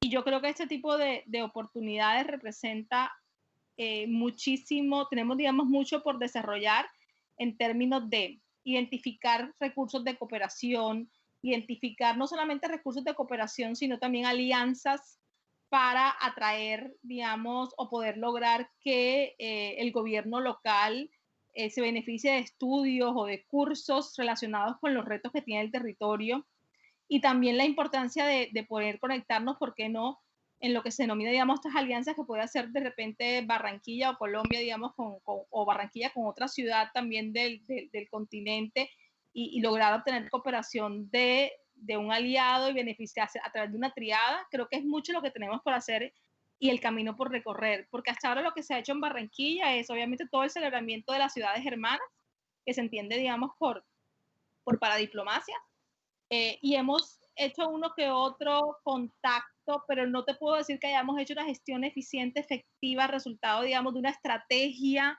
que le apunte a este tema. Entonces, creo que me gustó por eso mucho la pregunta. O sea, de hecho, pues sí hemos identificado oportunidades y sí hemos avanzado en algunos temas, pero creo que el reto es en verdaderamente afianzar ese tipo de conexiones para lograr atraer mayor desarrollo y mayor prosperidad a Barranquilla. Gracias, Ana María. Sí, la ciudad es una de las más destacadas en el país en ese sentido, ¿no? Esta estrategia de ciudades hermanas, el caso de Tampa es muy interesante, entre otras cosas por algunas similitudes de puerto. Entonces, es un proceso interesante que nutre mucho las experiencias de lo local. Totalmente, así es. Y como te digo, creo que hay todavía muchas oportunidades por seguir fortaleciendo esos canales y esas oportunidades. Y mira cómo ahora, en el marco de la pandemia, aquí se mencionó también, digamos, la guerra comercial de Estados Unidos y China, surge una gran oportunidad en materia de atracción y promoción de inversiones, que se refiere a lo que, digamos, han llamado la estrategia de nearshoring, y es identificar como esas empresas americanas, por ejemplo, de origen de Estados Unidos, que estén ubicadas en China y que estén evaluando diversificar su presencia más cerca a sus mercados, más cerca a sus headquarters, por así decirlo, y ahí Sudamérica, y tenemos gran competencia con ciudades de México y de otros países en Sudamérica, porque todos quisiéramos atraer ese tipo de inversión. En ese sentido, estamos haciendo un trabajo muy fuerte a través de las embajadas y de diferentes organismos de la diplomacia, que creo que nos van a abrir muchísimas puertas, y creo que ahí es un caso puntual de cómo puede uno apoyarse en este tipo de estrategias para poder vender mejor y de manera más asertiva el territorio. Yo creo que sin duda alguna es clave. Bueno, muchas gracias. Lo que estamos haciendo sin duda es entender los escenarios internacionales, escucharlos, mapearlos, analizarlos para poder así trabajar de manera acertada y saber, digamos, qué papel tenemos para avanzar en proyectos como los que mencioné de Ciudades Hermanas u otro tipo de proyectos. Bueno, muchas gracias, Ana María. Sabemos que... Termino aquí también con todo este potencial que tiene la ciudad de convertirse en la capital del petróleo y gas. Acuerden que se logramos también convertirnos en la ciudad hermana de Aberdeen, en Escocia, y en ese momento fuimos con el alcalde Charles, se firmó un convenio de hermandad que tuvo como objetivo contar con cooperación y mucha cooperación en educación entre los territorios. Entonces, digamos, creo que Barranquilla ha sido capaz de realizar y generar actividades que han impactado a través de este tipo de estrategias como la paradiplomacia. Aquí sí termino. Ana María, muchas gracias. Sabemos que tienes un compromiso a las 7:30. De verdad, gracias por compartir. Muchas gracias a ustedes y siempre estaré feliz de participar en la universidad y de este tipo de espacios. Entonces, muchísimas gracias también a todos los otros participantes y espero que nos volvamos a encontrar. Bueno, muchas gracias. Hasta Profesor, luego. hasta luego. Si le parece, seguimos el mismo orden que hicimos la participación ahorita. Profesor Juan, yo les presento mis disculpas, pero no, por alguna razón no puedo poner la cámara. Y me disculpo porque se vuelve esto más impersonal todavía, pero no quiero desconectarme y volverme a conectar. Profesor Juan, adelante. Sí. Bueno, miren, la paradiplomacia es realmente importante, ¿no? Pero tiene que tener una condición clave para mi gusto personal, que es la coordinación. Porque si no hay coordinación, caemos en el canibalismo. Es decir, la torta es chica y los invitados somos muchos. Todos queremos atraer inversiones, todos queremos generar trabajo, todos queremos generar recursos, tener utilidades, pero en esa carrera por ganarle al otro, a veces salimos perdiendo. Entonces, creo que tiene que haber, a la par de la paradiplomacia, una acción de colusión. Es decir, ponernos internamente de acuerdo, a ver hasta dónde podemos ofrecer ventajas a una inversión, sobre todo si es una inversión extranjera, para que no salgamos perdiendo entre nosotros. Siempre tiene que haber alguna instancia superior que nos coordine, ya sea a nivel provincial, municipal o nacional. Yo no me puedo estar peleando, por ejemplo, con Uruguay, ofreciéndole a una empresa más subsidios o perdón de impuestos o lo que sea, para que la empresa haga un doble juego. Entonces, yo a Argentina le ofrezco 10, entonces se va a Uruguay y me dice, che, Argentina me ofrece 10 y Uruguay le ofrece 11. Entonces de allá vuelve para acá y me dice, mira, Uruguay me ofrece 11, ¿vos qué me ofreces? Y bueno, yo subo la apuesta a 12. Y entonces salimos perdiendo todos. Yo creo que la paradiplomacia es importante, pero siempre bajo una actitud de coordinación. Alguien que nos coordine, o si somos capaces, lo cual es medio dudoso, ¿no?, de coordinar nuestros esfuerzos para saber hasta dónde podemos retroceder o hasta dónde podemos aflojar para conseguir una inversión y no pelearnos entre nosotros. Porque acá tenemos un poema gauchesco, el Martín Fierro, que en una de las frases dice, los hermanos sean unidos, porque si entre ellos se pelean, los devoran los de afuera. Entonces, si todos estamos hermanados por esta necesidad de atraer inversiones, coordinemos entre nosotros, porque si no vamos a salir perdiendo todos. Y eso no nos conviene a nadie, sale ganando el de afuera. Termino ahí. Gracias, Carlos. profesor. Carlos, adelante. Hola, hola. Ahí sí me escuchan. Bueno, Sí, adelante, Carlos. sí, el tema de la primera parte, considerando el tema de las alianzas público-privadas, bueno, creo que esto no es nada nuevo para ninguno de nuestros países, ni ninguna una dinámica de nuestras economías. Lo que sí hay que considerar de que no es la única vía, sino que es parte de lo que hay que aplicar para poder mejorar, obviamente, los servicios, mejorar las dinámicas, las alternativas, evaluando y considerando la participación que tenga el Estado-gobierno dentro de cada una de ellas. Hay muchos ejemplos a nivel latinoamericano, principalmente aquí en Ecuador, tenemos aquí en mi provincia, que yo estoy mi provincia es la provincia del Oro, al sur del Ecuador, frontera con Perú, tenemos justamente una alianza público-privado en la concesión del puerto de Puerto Bolívar, obviamente que está hecha para 25 años en ese sentido, pero yo creo que todavía como Ecuador estamos bastante camino por recorrer o en pañales en las alianzas público-privadas que se puedan considerar. Insisto, tenemos algunos ejemplos en los hermanos países, o por lo menos los ejes de trabajo donde debería implementarse o donde pudieran implementarse de acuerdo también a nuestra normativa. Estamos hablando del sector productivo, en el área de salud, en el área de infraestructura.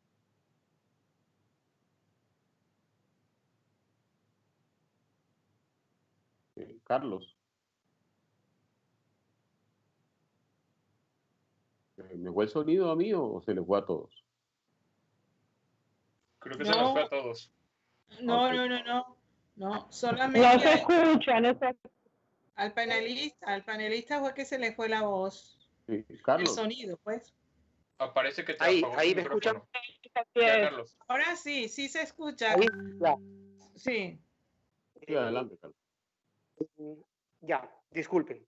Entonces, hay que considerar las condiciones en cómo se van a dar, obviamente, las alianzas público-privadas, y debe prevalecer, por supuesto, como es la propia dinámica, su propia funcionalidad, su propia naturaleza, debe prevalecer el mejorar el servicio que se va a dar, que se va a complementar o que se va a dar algún valor agregado en ese sentido. Porque aquí la situación de las alianzas público-privadas deben propender a mejorar el servicio público en X, Y naturaleza de acuerdo al sector que se quiera vincular en ese sentido. Nosotros tenemos a partir del 2015, me parece que es una normativa, una ley de las asociaciones público-privadas, donde también busca incentivar la confianza del sector privado, pero no solamente hay que incentivar la confianza, hay que propiciar el terreno, hay que propiciar el escenario jurídico, el escenario fiscal y sobre todo la credibilidad que el gobierno de turno que se encuentre debe tener frente a cualquier decisión del accionar público, de las políticas públicas, porque eso es muy importante, la credibilidad de los gobiernos y sobre todo el nivel de percepción y confianza para la aplicación, porque como lo dije en mi intervención anterior, tenemos cuerpos jurídicos muy enriquecedores, pero que en muchos casos no se aplican de forma adecuada o en otros se aplican parcialmente, y eso crea inseguridad, inestabilidad, desconfianza, y eso lo único que trae es alejar a las visiones ante los inversionistas, sean locales, extranjeros, hasta el más mínimo pequeño emprendedor, de poder entrar en esa dinámica, entrar en ese juego de, obviamente, invertir, generar plazas de empleo, ser productivo, ser atractivo y obviamente generar utilidades. Esa es una dinámica que no la vamos a dejar, dependiendo en los sectores y naturaleza de los sectores que nos involucremos, público, privado, popular y solidario. Dependiendo esas tres economías nuestras, dependerá obviamente la finalidad y el objeto en función de cada una de ellas. Y antes que me olvide, Samit mencionó el tema ahorita que me acordé que iba a tocarlo primero, mil disculpas, el tema del indicador de salud. Claro, obviamente. Pero ¿por qué se da esto? Porque nosotros, a partir de hago un paréntesis para hacer esa explicación de pronto, en el tema salud, claro, nosotros a partir de la Constitución del año 2008, la salud en Ecuador es universal y gratuita, al igual que la educación.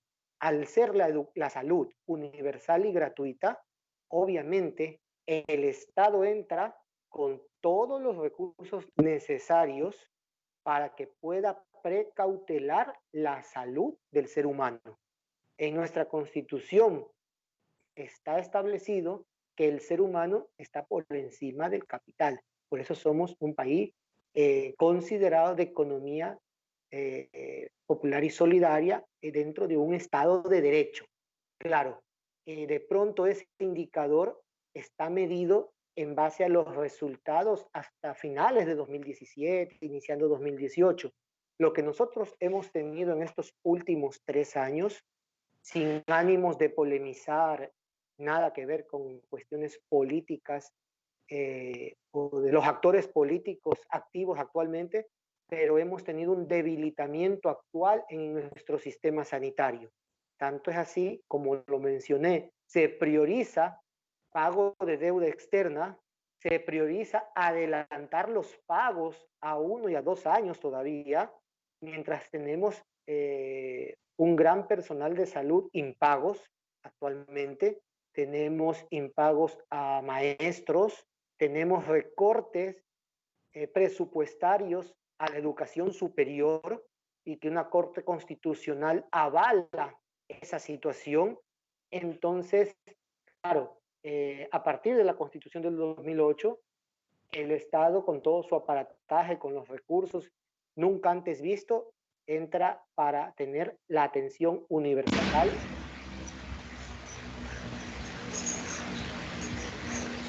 Y gratuita en ese sentido.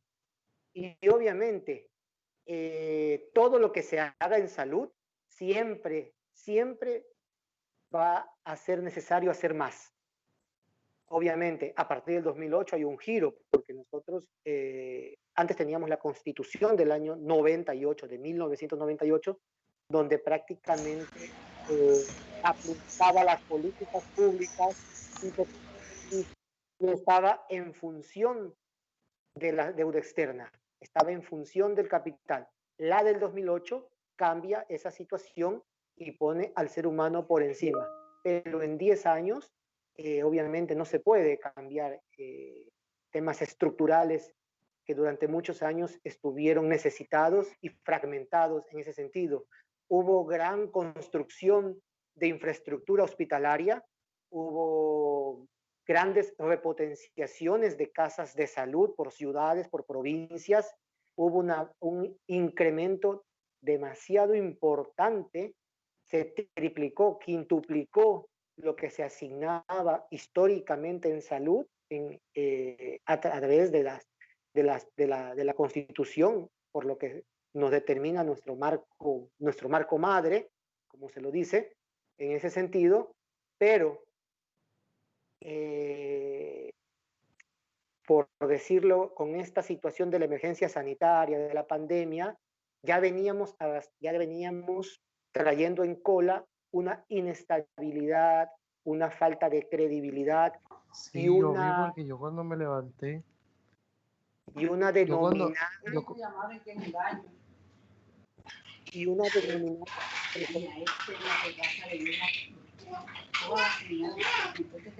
Por favor. y una denominada, entre comillas, una denominada disminución del tamaño del Estado, o una mal denominada, porque disminuir el tamaño del Estado no significa votar o eliminar partidas presupuestarias de personal médico, de maestros, de afectar la educación superior, afectar los grandes servicios básicos como población.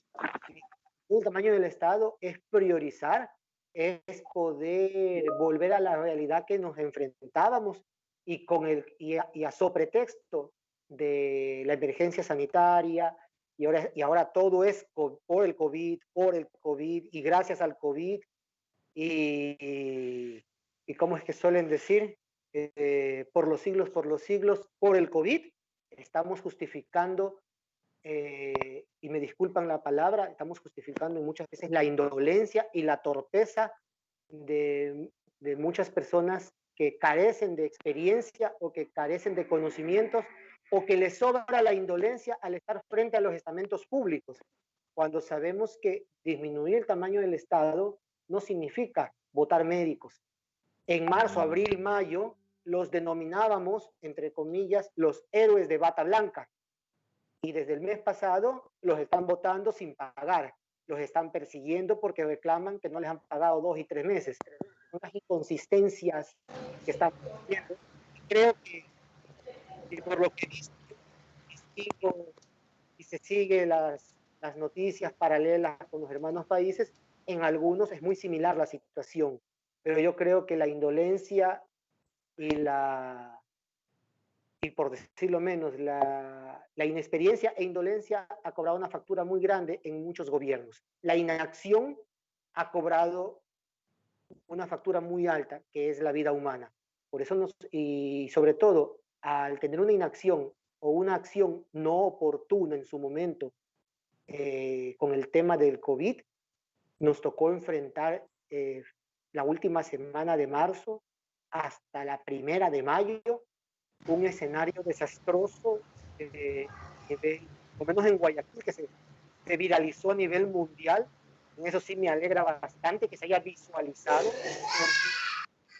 porque los medios de comunicación tradicionales del Ecuador eso no lo enfocaban. Aquí hablaban las redes sociales, hablaron los medios de comunicación a nivel internacional, porque aquí al interior no pasaba nada, todo estaba bien. Entonces, por lo menos se pudo visualizar. Hoy por hoy no hemos pasado, como lo dije en la primera intervención, no es que hemos pasado o hemos aplanado esa curva. Ahora creo que ya está más en el sentido del ser humano extremar las medidas de cuidado, de protección, de bioseguridad y todo lo que eso implica, pero yo creo que la inacción cobró facturas muy altas. Basta que se haya perdido una vida que se pudo una factura muy alta en social. Tanto es así que estamos enfrentando como Estado, estamos enfrentando demandas de familiares, porque todavía existen, el dolor del alma, para decirlo, todavía existen cuerpos de las personas fallecidas que no aparecen y están demandando al Estado porque no aparecen esas personas en ese sentido, esos cuerpos de esas personas que ya fallecieron en ese sentido. Y de pronto debe ser considerado con todos estos indicadores, con todos estos criterios de evaluación del por qué estábamos mejor en el sistema de salud, a pesar de que, como digo, el sistema de salud nunca va a ser perfecto, nunca va a ser basta y suficiente, sino que siempre se necesita más y más recursos.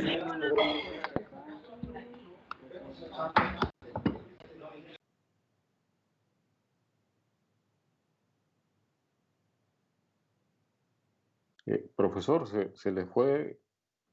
Carlos, Ya, ¿se fue la... ahí. Sí, ok, bueno. Ahí sí. Ya. Sí, Y también sí. hay que mantener los usuarios internos, que es el personal médico, el Ministerio de Salud Pública, y los usuarios externos deben hacer bastante conciencia en la utilización y consumo de los recursos que en muchos casos, con el sobretexto de que la salud es gratuita, a veces subutilizamos o desperdiciamos recursos en base a eso porque no nos interesa, porque no nos cuesta o porque no nos está saliendo de nuestro bolsillo. Entonces, esto también es un nivel cultural que se debe enfrascar, insisto, 10 años no son necesarios, no son suficientes para hacer estos cambios estructurales que realmente necesita un país, una nación que venía fragmentada, fracturada y muy colapsada en ese sentido.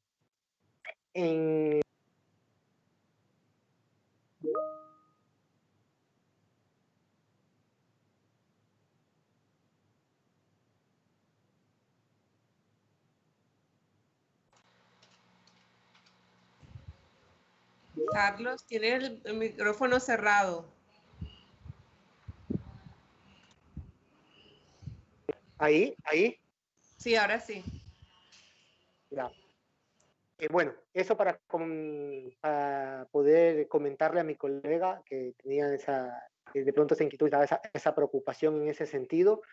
Y ahora para abordar la segunda parte del tema de la paradiplomacia, coincido con los dos panelistas anteriores, totalmente de acuerdo en importancia en la articulación, vinculación y coordinación con los distintos organismos internacionales.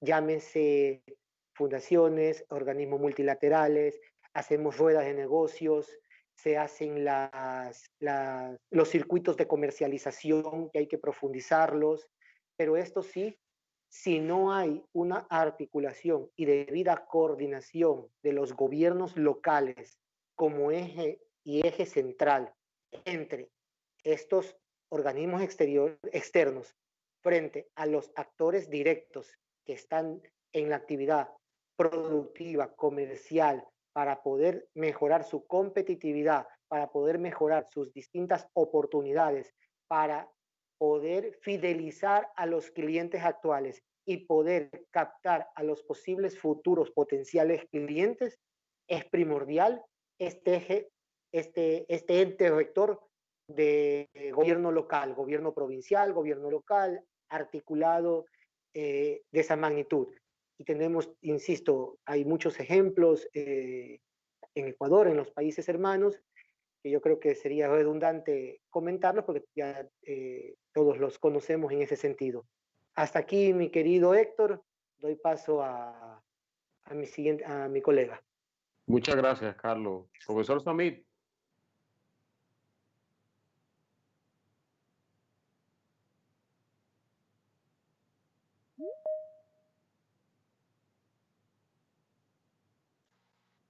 Gracias, maestro Héctor. Voy a intentar hacer una conjugación entre el tema de la alianza pública-privada que comentaba mi compañero Carlos con el tema de la paradiplomacia desde la óptica de México, ¿no? Primero desde la óptica internacional y luego desde la óptica nacional. Primero que nada, a mí me preocupa un poco el tema de la alianza pública-privada en los países que al menos que están aquí presentando, porque de nuevo, ahorita mientras estaba hablando mis compañeros, pues estaba buscando, yo ya tenía el dato, pero no lo tenía exacto y ahorita ya lo tengo exacto, como, pues como sabemos el índice de competitividad global, pues dentro de una de sus aristas, dentro de uno de sus pilares, pues mide la calidad de las instituciones y mide qué tanto la sociedad cree en sus instituciones, y hablar de las instituciones es necesariamente del desarrollo político, económico de la nación en términos del sector público, ¿no? Entonces, estas instituciones, por ejemplo, me doy cuenta que si analizamos los datos de los 4 países, pues necesariamente México y Colombia al menos, pues es en el dato donde más abajo salen con respecto a los 12 tabuladores que da el índice de competitividad global.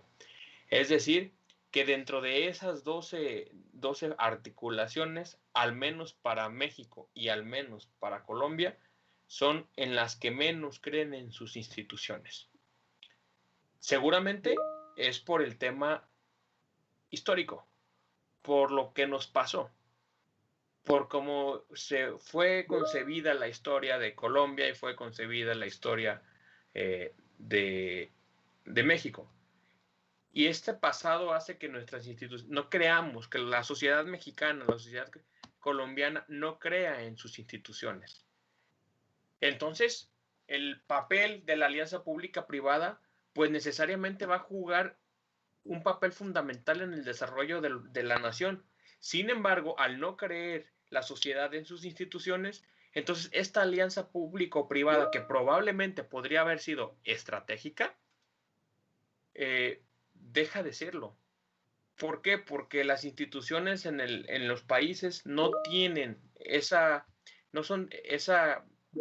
fuerza ante la sociedad para poder tomar decisiones o para poder animarse la industria a jugar con ellas, ¿no?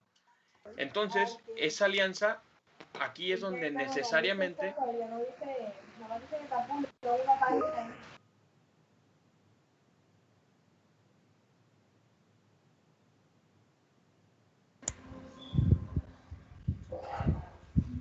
Samir, apagaste el micrófono. ¿hasta dónde me quedé? Creo que lo que pasa está que ya estoy viendo, maestro Héctor, hay alguien que le pone silenciar todos los micrófonos y se les va. Vi la intervención del maestro Carlos y pasó exactamente lo mismo. Él está hablando y se le ponen silenciar micrófonos a todos y por eso se los va, creo que a todos. Ok. Listo, profe, siga. Ok, gracias. Entonces, hablaba de que cuando las instituciones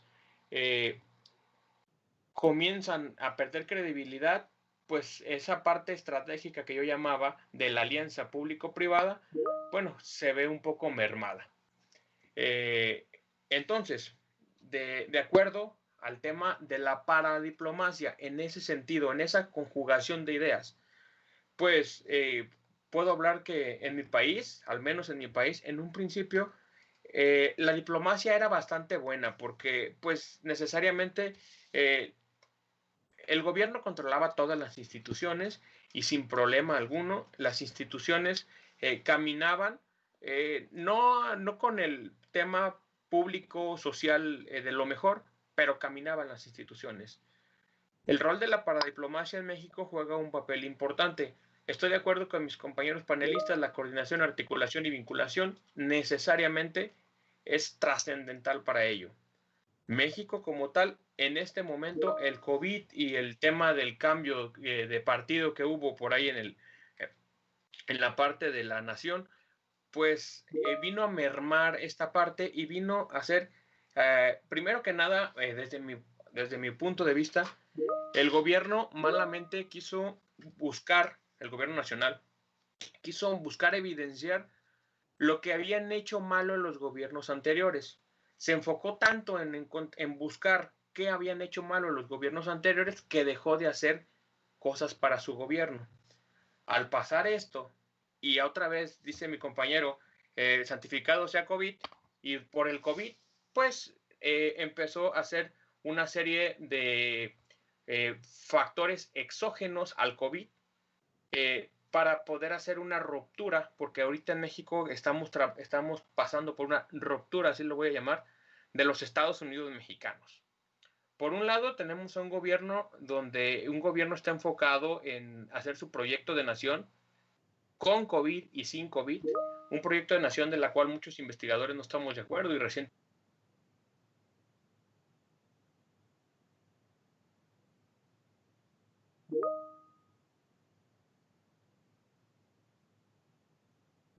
al tema científico y de educación. Ha quitado demasiado recurso el gobierno. Entonces, necesariamente, al quitar el recurso, bueno, pues muchos de nosotros o muchos de los actores científicos o de las instituciones, pues no estamos muy convencidos, ¿no? Entonces, resulta ser que pues la paradiplomacia empieza a jugar un papel importante, un papel fundamental, porque hay una ruptura del país que a lo mejor muchos de aquí mismo en México no lo han notado, pero pues ya en México hay 32 estados, en Colombia se llaman departamentos, hay 32, y cada estado pues tiene un gobernador que es libre y soberano desde cierta perspectiva. Pues entonces lo que hicieron fue, se unieron los estados que están a favor del presidente de la nación o a favor del color de la nación y los estados que no están. Ahorita hay 10 u 11 estados, no tengo el dato porque andaba uno que se quería salir, hicieron una alianza extra y casualmente fueron los estados más fuertes, incluido donde estoy yo. Yo estoy en el estado de Jalisco. Jalisco está entre los 3 estados, digamos, mayores de más competitividad del país. Es la Ciudad de México, que es el estado capital, es la ciudad de Monterrey, donde es el estado de Nuevo León, y está la ciudad de Guadalajara, que es Jalisco, México, que se encuentra al occidente y que tiene un puerto con el Pacífico, ¿no? Entonces, necesariamente esos 3 estados que acabo de mencionar, con excepto el de la Ciudad de México, pues formaron una alianza, un bloque que no están de acuerdo con algunas de las políticas que está siguiendo el gobierno federal. Entonces, cuando hablamos de la paradiplomacia que está existiendo, bueno, pues se están articulando ciertos estados. Situaciones que, por ejemplo, yo he leído en algunos periódicos internacionales donde se habla de una ruptura ya general de México en 2. Eso no va a pasar jamás. Sin embargo, el hecho de que ya se hable, pues se hace o se destacan factores necesariamente políticos, económicos y sociales que no están de acuerdo con lo que están pasando en México. Si ustedes observan los noticiarios de México, en particular, acá en lo general, los mexicanos no están de acuerdo con las decisiones que ha tomado el gobierno de la nación para atender las situaciones de la contingencia en la que estamos pasando. Entonces, al no ponerse de acuerdo, por ejemplo, yo veo muchos gobiernos de Sudamérica como, pues, son más humanitarios, y aquí este cuate pareciera ser que es un tanto más, bueno, el presidente de la República es un tanto más que pelea, es un tanto más que no va de acuerdo con el sistema, porque pues habla de que el neoliberalismo no sirve, el neoliberalismo no funciona, y habla que el sistema, no sé, trae una especie media rara que probablemente ustedes tengan una mejor óptica. Desafortunadamente no hay ninguno de Venezuela aquí en este lugar, sino creo que me podría entender perfectamente de lo que estamos hablando, porque ellos pasaron algo muy, muy parecido. Pero la paradiplomacia juega un papel fundamental para el desarrollo de las naciones, sí. México en este momento falta un tanto de vinculación, un tanto de coordinación para poder llevar a cabo procesos importantes, procesos que realmente vengan a darle un valor agregado a las situaciones del país. Entonces, cuando hablamos, de nuevo, rescato la asociación público-privada, necesariamente México ahorita está pasando por un detalle de contingencia. México está pasando por un detalle como el mismo Foro Económico Mundial lo marca, que no creemos en nuestras instituciones, y en este momento menos, o a menos ese es el punto de vista de la parte científica, ¿no? Es el punto de vista del ente científico, o al menos del lugar donde yo me desarrollo. Entonces, con eso, no sé, fui un poco, primero abordé el tema de manera general, al final fue un poco...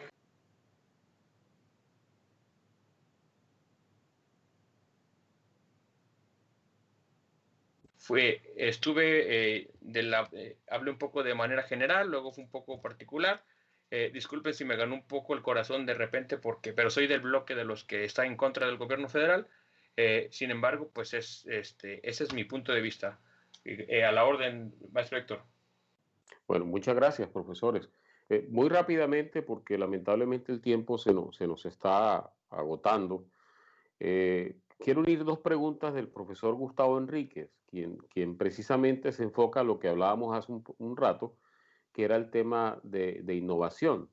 Y por una parte, pues él pregunta de qué manera influye la capacidad de innovar en una organización en su desempeño internacional, pero a la vez también en otra pregunta cuestiona que por qué Latinoamérica realmente no tiene un porcentaje de innovación, algo de lo que el profesor Samid ahorita conversaba precisamente,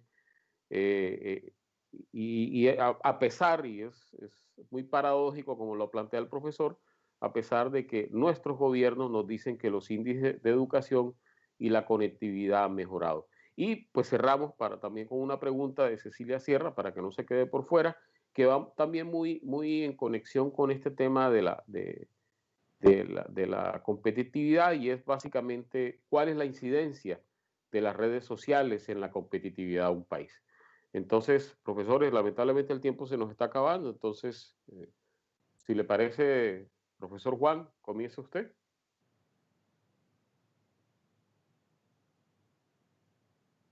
Muy bien. Sí, mire, el tema de la innovación es necesaria. La innovación, digamos que nos viene impuesta por los cambios del entorno. Necesitamos innovar para adecuarnos al entorno que es cambiante, porque el que no se adecua, el que no innova, pierde el tren y se extingue, así como le pasó a los dinosaurios. No se adaptaron al cambio y murieron. Bueno, Con las empresas pasa lo mismo. La que no innova, la que no se adecúa a los cambios del entorno, lamentablemente queda afuera. Y como siempre digo, la torta es chica y los invitados son muchos. Así que cuando una empresa sale, ahí nomás hay otra dispuesta a ocupar su lugar. En cuanto a la segunda parte de la pregunta, ¿cuál era? Alguien que habló sobre la importancia de las redes sociales. Sí, Las redes sociales son vitales en cualquier actividad. Hoy por hoy no podemos prescindir de las redes sociales. No concibo un mundo sin redes sociales. Para bien o para mal, están presentes en todas nuestras actividades y las tenemos que respetar. Una red social nos puede lanzar al estrellato o nos puede hundir. Si está mal utilizada, ¿no es cierto?, nos puede hundir. Lamentablemente son muy, muy poderosas. Yo no sé si han desplazado al periodismo como el cuarto poder, pero hoy las redes sociales son muy, muy importantes y poderosas. Carlos, te paso a ti la palabra. Listo, mi querido Juan. Bueno, en el tema, en las dos partes de esta pregunta, por el tema de la innovación. Bueno, creo que hay que considerar de que todas las localidades no son iguales y no todas están preparadas para enfrentar los procesos de apertura, tanto en su dinamización interna o externa a nivel de globalización.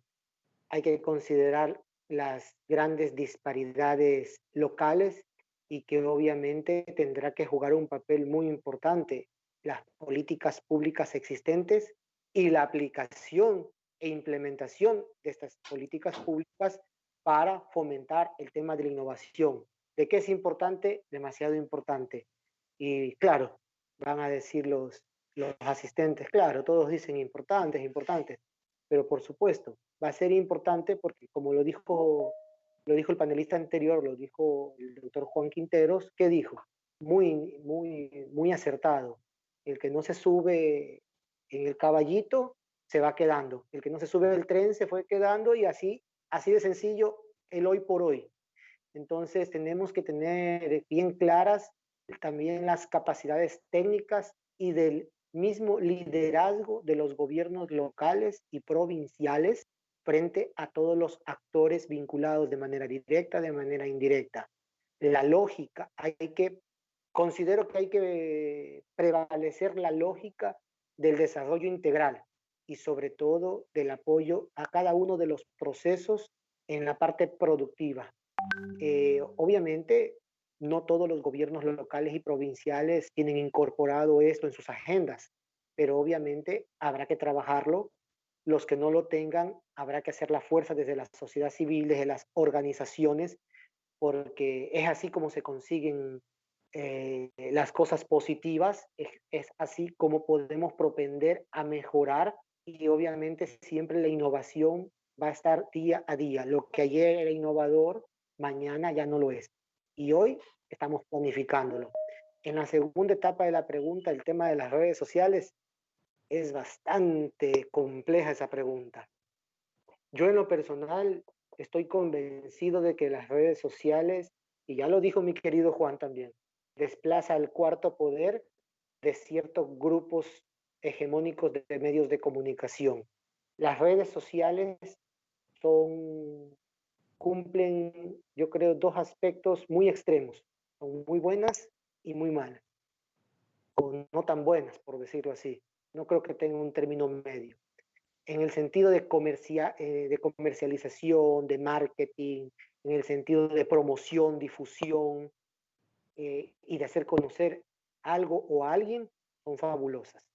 Pero y también existe el otro lado de la moneda, cuando las utilizamos de manera cobarde, mezquina y tras vestidores a nivel de lo político para destruir algo o a alguien, solo basta 2, 3 minutos para que te puedan intentar destruir por cosas ciertas o no tan ciertas o nada ciertas.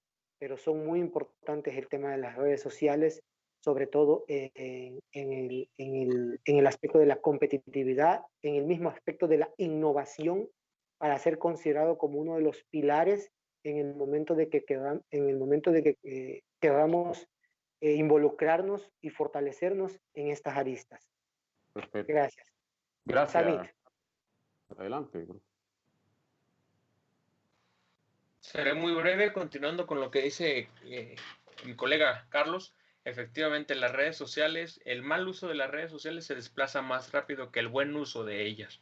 Pero es parte de un tema de convicción y un tema social que, pues en México decimos, la comidita más da más de qué hablar.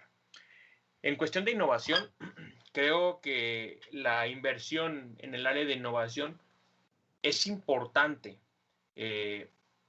para el desarrollo de un país. Podría citar a Schumpeter, pero pues no estamos hablando de ya economía pura, donde habla que la innovación es el motor del crecimiento de las naciones. 1900 y fracción lo dijo y hoy en día sigue ese postulado viable, ¿no? Entonces, invertir en innovación necesariamente es invertir en desarrollo, es invertir en crecimiento, darle ese valor agregado a nuestros productos, darle ese bien final a nuestros productos para que necesariamente tenga un mejor valor dentro del comercio en el área de exportación.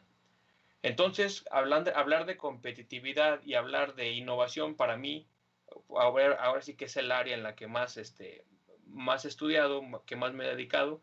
Creo yo que es fundamental, cuando no es después de la salud el más importante, invertir en el área de innovación. Sudamérica necesariamente tiene datos muy catastróficos, lo voy a llamar así, con respecto al mundo en este tema. Argentina, pues es el mejor país postulado en esta situación.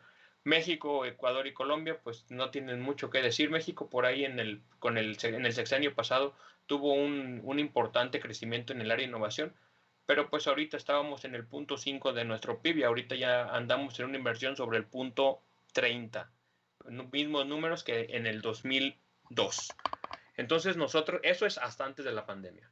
Entonces, necesariamente creo que la innovación en nosotros, en nuestras sociedades, los gobiernos no le están apostando a ello. Los gobiernos todavía creen que hablar de innovación es hablar de un país desarrollado y no en vías de desarrollo. Entonces, creo que si empezamos a cambiar ese chip, si empezamos a levantar la voz, pues soy mucho de levantar la voz desde este tipo de foros, de este tipo de eventos que son de talla internacional, pues necesariamente podemos crear en nuestros estudiantes, que al final de todo es el punto de partida, ¿no? Que nuestros estudiantes tengan una visión distinta en el tema global de cómo se desarrollan nuestras economías. Entonces, me disculpo por la intervención anterior de nuevo, pero yo pues soy un poco más del tema de, sí me gusta separar que cuándo sí estoy a favor de las cosas y cuándo no. Y en particular en estos días hemos andado muy molestos un sector por lo que está pasando en México, pero sí creo yo que la innovación puede ser el motor de crecimiento de las naciones y es el rubro el que va a hacer que las economías se desarrollen. Ahí está el ejemplo de China, ahí está el ejemplo de Corea, ahí está el ejemplo de Singapur, ahí está el ejemplo de India, que va a ser la nueva China. Puedo citar a muchos otros países. Agradezco la invitación y es cuanto, maestro Héctor. Muchas gracias. Realmente todos sus aportes han sido muy valiosos. Estoy seguro que el auditorio quedó supremamente satisfecho. El tiempo, pues es el enemigo en estos casos. Lamentablemente, seguramente se quedaron muchas cosas por fuera, pero bueno, tendremos otra oportunidad. Cedemos la palabra a la señora decana para que cierre el evento y pues con los agradecimientos también nuevamente por su invitación, señora decana. Muchísimas gracias, doctor. Para esta casa de estudios y para la Facultad de Ciencias Económicas, Administrativas y Contables, nos es grato poder o el haber contado con esta playa de panelistas, pues todos los podemos catalogar en una igualdad de conocimientos, experiencias, etcétera, unos más, otros menos, pero hay una homogeneidad del conocimiento. Darle las gracias especialmente a su gestión de moderador, excelente moderador, y no podría dejar de lado mi agradecimiento a los docentes, estudiantes, administrativos por su presencia, apoyo y aporte para hacer posible este evento académico, especialmente por el distanciamiento circunstancial que nos obliga a usar esta alternativa de contacto, que si bien es cierto, en algunos momentos tuvimos o tuvo usted, señor moderador, la gentileza de hacer unas sutiles sugerencias como para mantener el orden y la atención y todas esas cosas, no es menos cierto que pues esas herramientas tecnológicas de orden sincrónico a veces presentan su falencia. Presento a todos los invitados especiales, a todos los panelistas, les presento disculpas por esas interrupciones que se presentaron a lo largo de la presentación. Si no fueron muchas, pero siempre desatendían o se cambiaba, se distraía la atención.